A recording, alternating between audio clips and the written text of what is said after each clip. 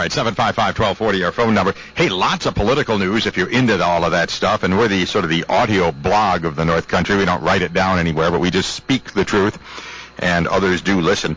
Well, the husband of former Miss New York is running for the state Senate, David Renzi, Watertown attorney.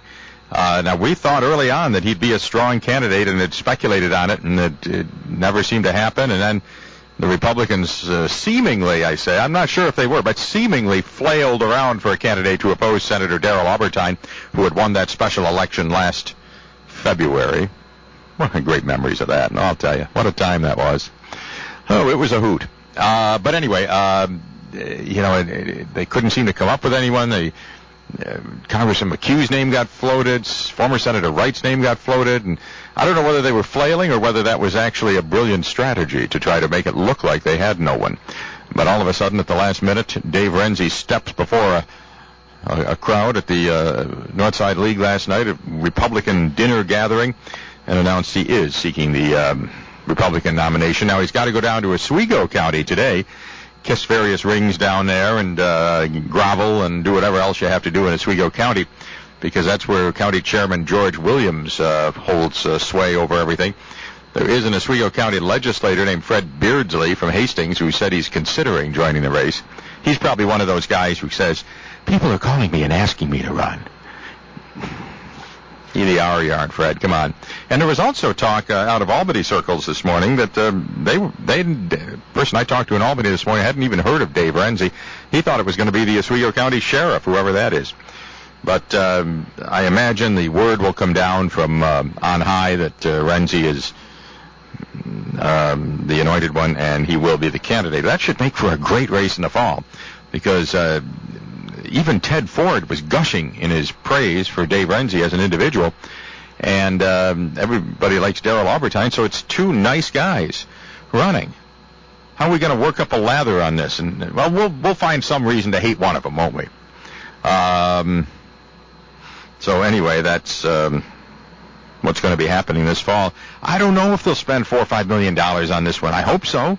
We need the money here at the broadcast center, but we'll see what happens. But it should be a contested race. And frankly, probably, if Renzi or Didi Sosa-Fava or any of those other people had been the candidate last February, they'd be the state senator right now. It was just that unfortunate confluence of an out-of-county candidate and a poorly run campaign that sent the Republicans reeling, losing a seat they hadn't lost since Reconstruction, whenever that was. 755-1240, the phone number, if you'd like to give us a call to be on the hotline. On the other side of the ledger, there's a lot of confusion over Assembly. We don't have a member of Assembly in our district, the so-called River District, which includes the city of Watertown. And the other day, this fellow from Clayton, Bob Cantwell, the third, announced he's running. He put a couple commercials on the air in an effort to scare off other candidates. And Mr. Cantwell, we kind of say, hey, kudos to you for being the first one out of the gate and saying I'm running, and I don't care what you other people. Everybody else is running around looking to see whether Albany, the big mandarins of power in Albany, will pay for their campaign. And the Cantwell group, from what I'm told from Republican insiders, was busy crowing last night that they don't need the Republican Assembly Campaign Committee, or RAC as it's called. They'll fund their own campaign, and they're going to do it. Well, they claim they have $150,000 so far, I was told, from 6 different companies. And a lot of the people supporting him, now the Cantwells have been very influential in Clayton, and particularly on the reconstruction of the Clayton Opera House, which is sort of a jewel in that community. And apparently a lot of that crowd, I shouldn't say crowd, it makes them sound like a mob, but a lot of the people who've been supportive of that are at the core of the Cantwell candidacy. So, it looks like they're off and running, and they're not going to be dissuaded by anyone. Meanwhile, up in St. Lawrence County Clerk Patty Ritchie, she's still locked in the bathroom up there. She hasn't not announced a decision, and we're hoping she does. We like Patty Ritchie. We think she's a strong candidate. And 2 separate polls taken by Republicans showed her to be the strongest of any potential candidates, beating the strongest Democratic candidate by some 10 points. In a hypothetical matchup. And she also had good name recognition, over 50%, and all of that.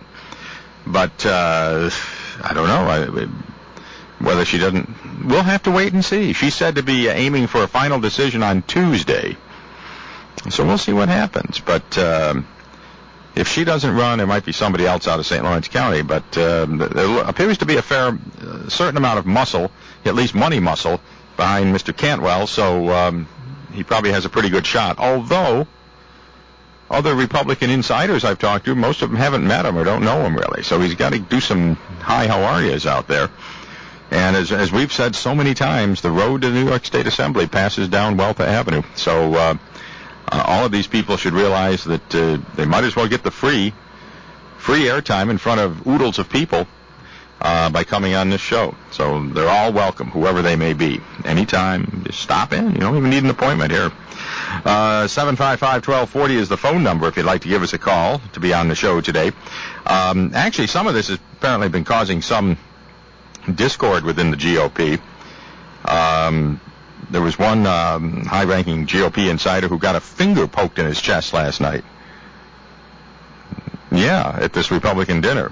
And sort of a, we got the money and we're going to win type of thing. So that was kind of interesting. I don't know. Big deal, I guess. But tensions are running high in the GOP over this. And but on the other hand, if Patty Ritchie doesn't run, it's pretty much all over. She didn't go to the Republican dinner last night, which would have been a must-do type of thing if she really is going to run. So we'll see. We're trying to get a hold of her. We've sent out feelers and all sorts of things, but she hasn't gotten back to us yet. So we'll see what happens. Up until 5 days ago, her people were down in Albany actively talking about her candidacy, but it seems to have gotten very quiet lately in the Ritchie camp up in Ogdensburg. So we're just going to have to see what happens. 755-1240 is the phone number. That's the latest in political news that we have here. Anything you want to talk about is fair game.